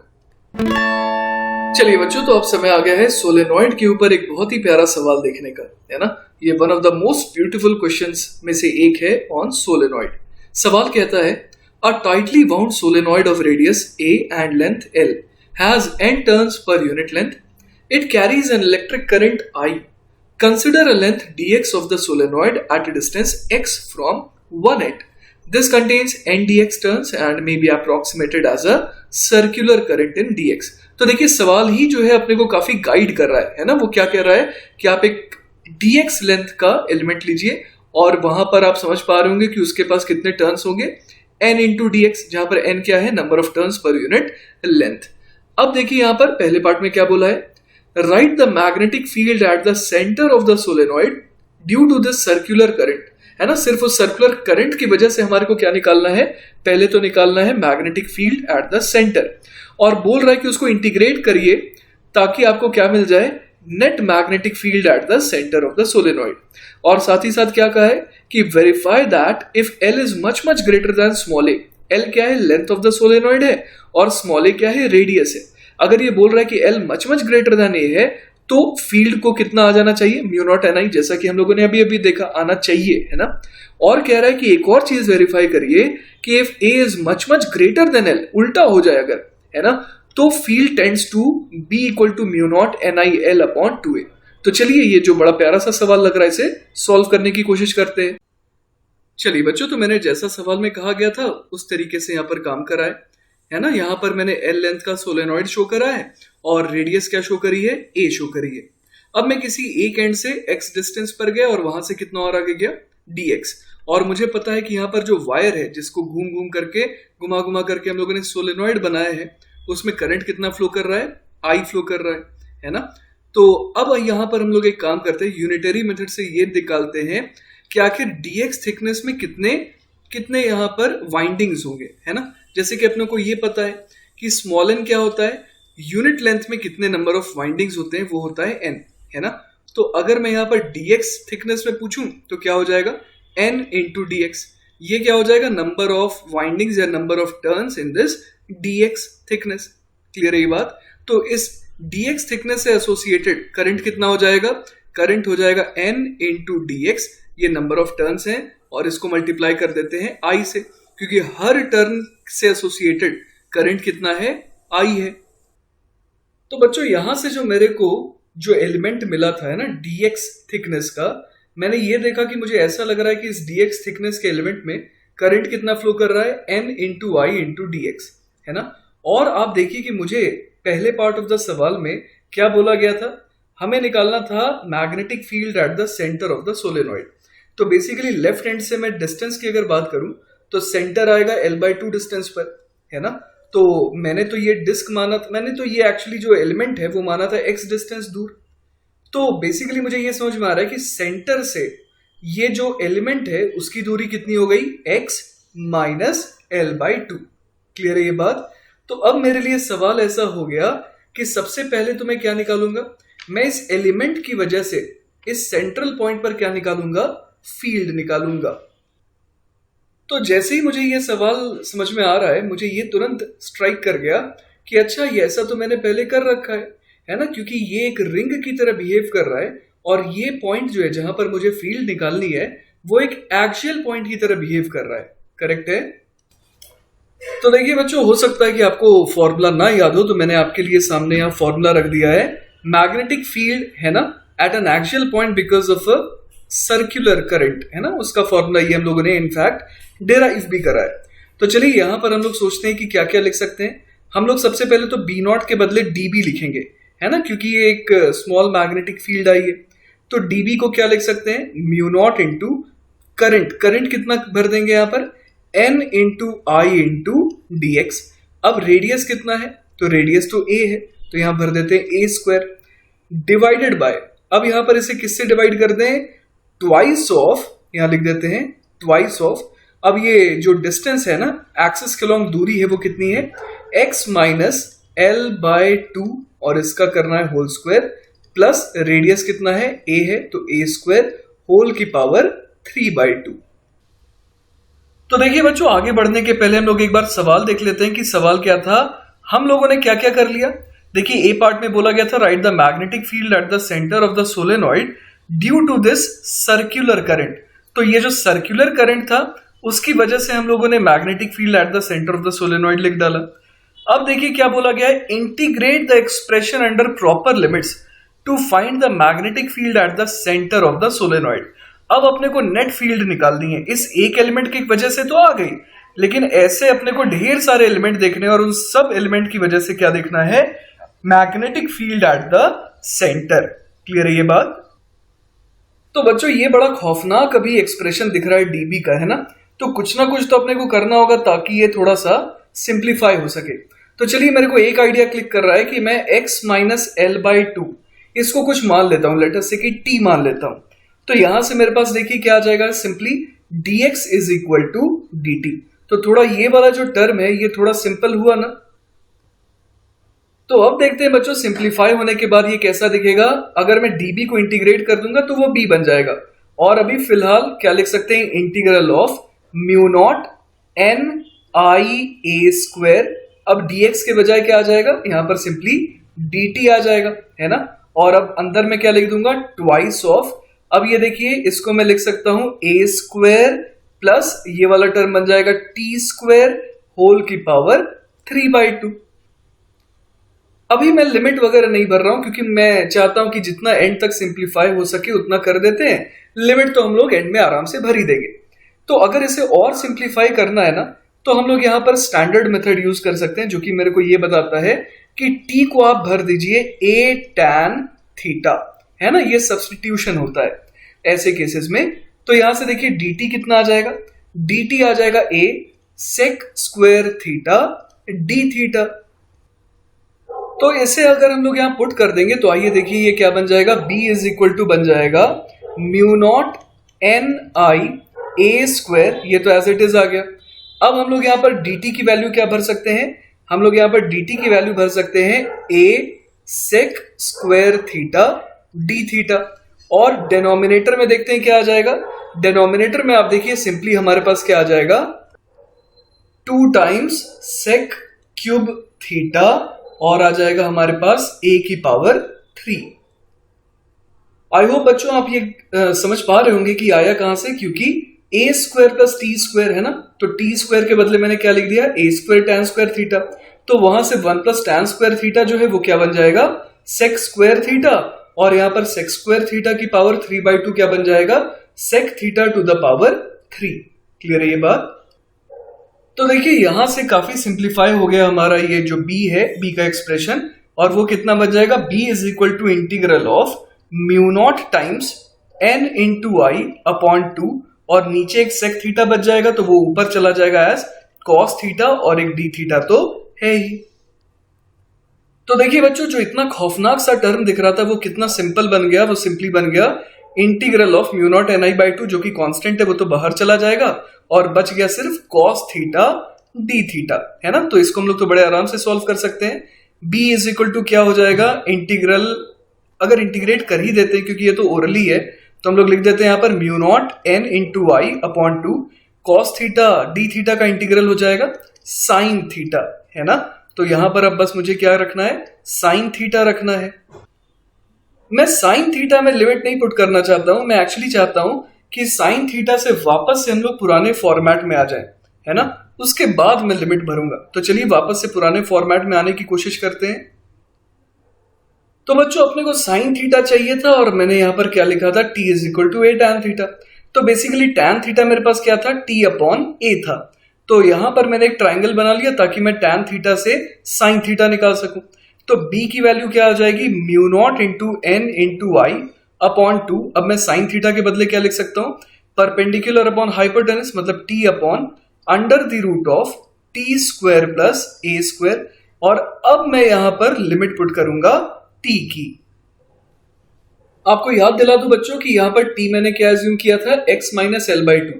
तो बेसिकली अगर मुझे सारे के सारे एलिमेंट कवर करने हैं तो x को मुझे कहां से कहां तक वेरी कराना पड़ेगा, 0 से लेकर के l तक, है ना।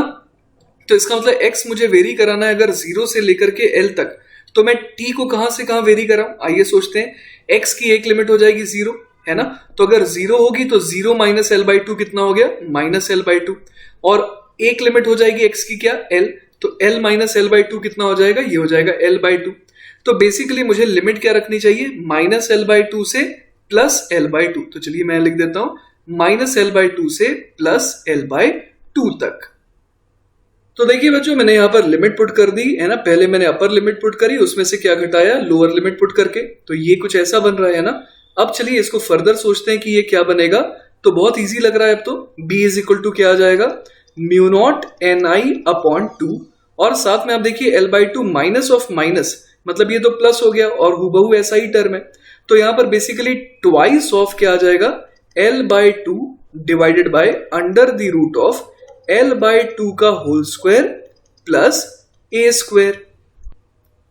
इसको देखिए फर्दर मैं एक और फॉर्म में सिंप्लीफाई कर सकता हूं। b को मैं लिख सकता हूं कुछ इस तरीके से, b is equal to mu naught N into I. ये जो 2 है उससे ये 2 कैंसिल आउट हो गया। अब देखिए ऊपर l बाई टू है, तो इसको मैं l बाई टू से डिवाइड कर देता हूं, तो न्यूमरेटर बन गया 1। अब डिनोमिनेटर के साथ भी यही करना होगा। तो यहां पर देखिए l बाई टू का होल स्क्वायर है और यहां पर क्या है, प्लस ए स्क्वायर है। तो अब मैं क्या करूंगा, मुझे डिनोमिनेटर में भी l बाई टू लाना होगा, लेकिन अगर रूट के अंदर ले जाऊंगा तो वो l बाई टू का होल स्क्वायर बन जाएगा, राइट। तो ये देखिए किस में कन्वर्ट हो जाएगा, इसको मैं डिवाइड कर दूंगा अपॉन l बाई टू के होल स्क्वायर से, क्योंकि रूट के अंदर है। और यहां पर मैं क्या लिख सकता हूं, l बाई टू का होल स्क्वायर। तो देखिए ये काफी सिंप्लीफाई हो जाएगा फिर, और ये क्या बन जाएगा, b is equal to mu naught N into I whole divided by, और ये बन जाएगा देखिए, ये पहला वाला टर्म तो 1 हो गया, ये हो गया under the root of 1 plus, अब ये देखिए a upon L by two का होल स्क्वायर बन गया, मतलब 2a अपॉन एल, है ना। तो ये बन गया 2a अपॉन एल का होल स्क्वायर। तो फाइनली है ना, जो b का हमारा एक्सप्रेशन आया है वो कुछ ये आ गया, और ये हमारे पहले पार्ट का जवाब हो गया, which is the magnetic field at the centre of the solenoid. अब बच्चों मैं आपको सवाल का सेकंड पार्ट याद दिलाना चाहता हूं, जिसमें हमसे क्या बोला था कि दो केस लीजिए, एक में L ग्रेटर देन A और एक में A much much greater then L, और दोनों ही केसेस में अपने को ये चेक करना था कि B की वैल्यू क्या जो गिवन है वो आ रही है। तो देखिए बच्चों मैंने आपके लिए ये केस थोड़ा सिंप्लीफाई कर दिया है। जब L much much greater than A लिया गया है ना, तो बेसिकली हम लोग देख पा रहे हैं कि 1 प्लस ये कैसा टर्म बन गया, ये टर्म टेंडिंग टू 0 जैसा हो गया। तो मतलब कि मैं बाइनोमियल लगाने के हालात में आ चुका हूं। तो म्यू नॉट एन आई को मैंने पहले तो क्या लिख दिया, पहले तो इसको मैंने एज इट इज लिख दिया, 1 प्लस 2a अपॉन एल की पावर 2 का पावर कितना हो गया, ये माइनस हाफ, क्योंकि रूट में है डिनोमिनेटर में। तो अब जब मैंने यहाँ बाइनोमियल लगाया, तो बाइनोमियल में क्या करते हैं हम लोग, 1 प्लस एक्स की पावर n को क्या लिख देते हैं, 1 प्लस एन इंटू एक्स। यहाँ पर n कितना है, n है माइनस हाफ, और x का रोल कौन प्ले कर रहा है, 2a अपॉन एल की पावर 2, राइट। तो यहां पर मैंने क्या लिख दिया, म्यू नॉट एन आई 1, और यहां पर क्या आ गया, माइनस हाफ आ गया मल्टीप्लीकेशन में किसके साथ, 2a अपॉन एल की पावर 2। अब हमें साफ दिख रहा है यहां पर कि ये जो दूसरा टर्म है, ये वाला जो टर्म है, ये बेसिकली इसमें l क्या है, बहुत बहुत बड़ा है। तो ये टर्म जो है हम लोग कह सकते हैं कि टेंडिंग टू 0 हो जाएगा। तो उस केस में b कैसा आ रहा है, म्यू नॉट इंटू एन आई, और यही अपने को प्रूव भी करना था, करेक्ट है। और ये केस कौन सा हो गया, ये केस हो गया जब L is much much greater than A, मतलब कि एक आइडियल सोलेनॉइड, एक आइडियल लॉन्ग सोलेनॉइड की बात हो रही है यहाँ पर।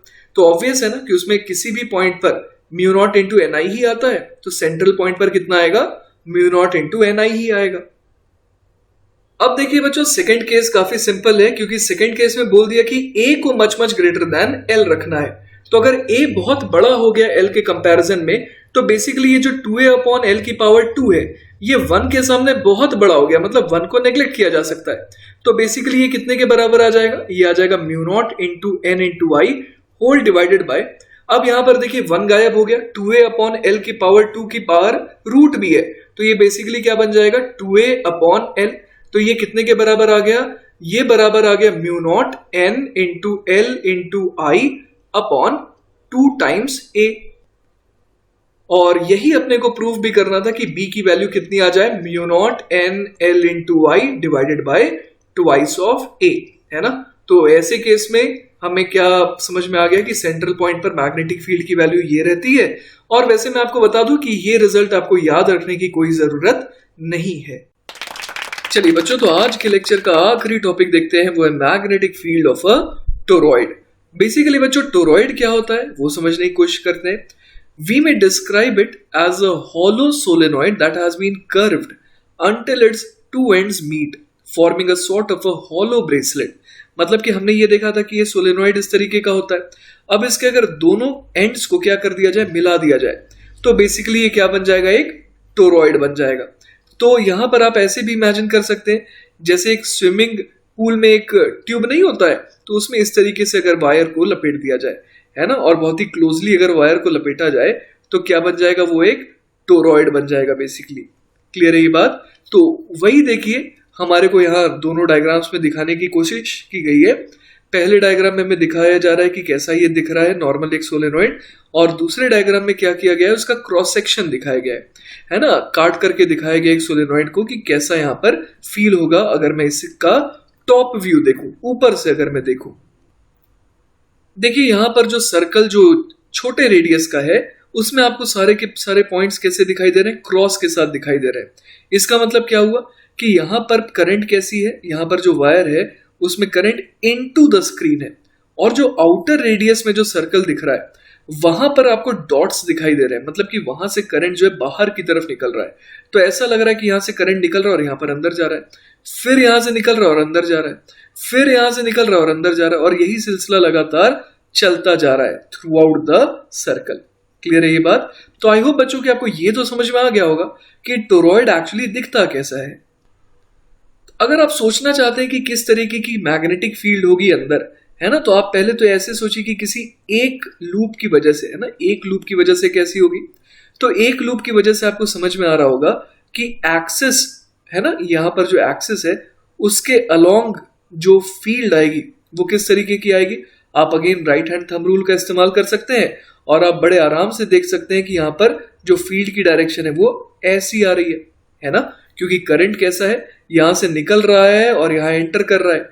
तो अगर आप अपने राइट हैंड के फिंगर्स को कर्ल करेंगे करंट की अलोंग, है ना, इस तरीके से, तो आपको समझ में आ रहा होगा कि थंब जो मैंने डायरेक्शन दिखाई है उसके अलोंग आ रहा है। तो अब यही काम अगर आप सोचिए कि लगातार हम लोग करते जाए हर जगह पर, तो क्या होता जाएगा।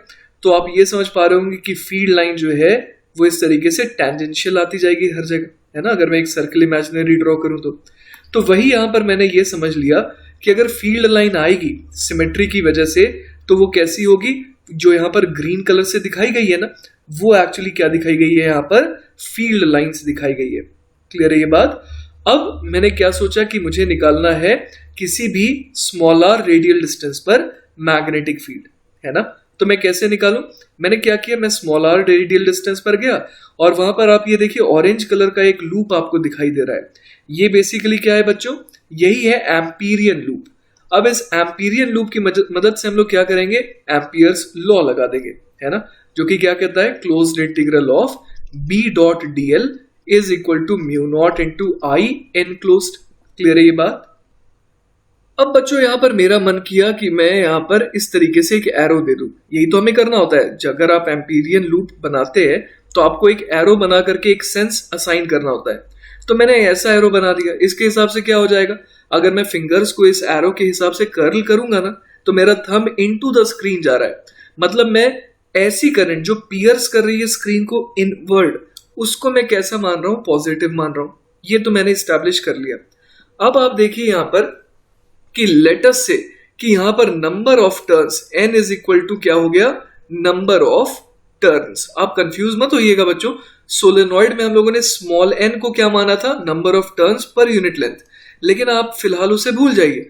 हमने अब एक नई क्वांटिटी डिफाइन करी है जिसका नाम है कैपिटल N, जो कि क्या है, नंबर ऑफ टर्न्स, है ना, वो गिन करके बताएगा कि कितने नंबर ऑफ टर्न्स है इसमें। तो अब आप देखिए इसका हम लोग कैसे इस्तेमाल करेंगे। आप देखिए कि यहां पर जो मैंने एम्पीरियन लूप बनाई है उसमें ये जो बाहर जो बड़े वाले रेडियस में जो यहां पर जो करंट्स हैं उनका कोई रोल नहीं है। क्योंकि वो तो इस लूप के बाहर है ना। तो इस लूप के अंदर, एम्पीरियन लूप के अंदर कौन सी करंट्स है, ये जो यहाँ पर अंदर इनर रेडियस में क्रॉस से डिनोट की गई है। समझ रहे हैं बात आप। अब यहाँ पर मान लीजिए कि n टर्न्स है, तो कितनी बार इस लूप को पियर्स किया गया, आप समझ पा रहे हैं। यहाँ पर अगर एक लूप होता तो एक बार पियर्स करता ये एम्पीरियन लूप को, लेकिन यहाँ पर कितने ऐसे लूप्स हैं, ऐसे यहाँ पर n टर्न्स हैं, है ना। तो इस एम्पीरियन लूप को n टाइम्स पियर्स किया गया है। क्लियर है ये बात। अब यहाँ पर लेफ्ट हैंड साइड के लिए सोचिए हम लोग क्या लिख सकते हैं, integral of b dot dl। अब r रेडियल डिस्टेंस पर चले गए तो वहां पर तो मेरे को ये समझ में आ रहा है कि मैग्नेटिक फील्ड जो है ना, वो कांस्टेंट होगी मैग्नीट्यूड वाइज, और डायरेक्शन वाइज अगर देखें तो जो डीएल वेक्टर हम लोग चुन रहे हैं उसी के अलॉन्ग मैग्नेटिक फील्ड भी आनी चाहिए, है कि नहीं। ये अभी अभी हम लोगों ने डिस्कस करा है। तो हमारे को ये समझ में आ रहा है कि close integral of B dot DL क्या बन जाएगा, B multiplied by summation of DL, जो कि हो जाएगा 2 पाई इंटू स्मॉल आर। ये किसके बराबर आ जाएगा, mu naught into current enclosed. अब टोटल कितना करंट यहाँ पर पियर्स कर रहा है, तो अगर एक टर्न होता तो आई, लेकिन एन टर्न्स है तो एन इंटू आई। तो यहां से देखिए b कितना आ गया, mu naught N I upon 2 pi R. तो ये बेसिकली बच्चों अपने पास क्या आ गया, ये आ गया magnetic field as a function of small R. Clear है। तो किसी भी स्मॉल आर रेडियल डिस्टेंस पर मैग्नेटिक फील्ड कितनी आ जाएगी, mu naught N I upon 2 pi small R. Clear है ये बात। तो चलिए बच्चों, इसी के साथ हमारा आज का लेक्चर खत्म होता है। आपने बहुत अच्छी अच्छी चीजें सीखी आज के लेक्चर में। हम लोगों ने शुरुआत करा था किससे, हमने शुरुआत करा था एम्पियर्स लॉ से, उसके बाद फिर हम लोग सोलेनॉइड पर आए और फिर हम लोग टोरॉइड पर आए। ये सारे ही बहुत इंपॉर्टेंट और बहुत ही आसान से केसेस हैं, और अच्छे से रिवाइज करिएगा ताकि ये चीजें जो है आपके दिमाग में बैठ जाए। टेक केयर बच्चों, बाय बाय।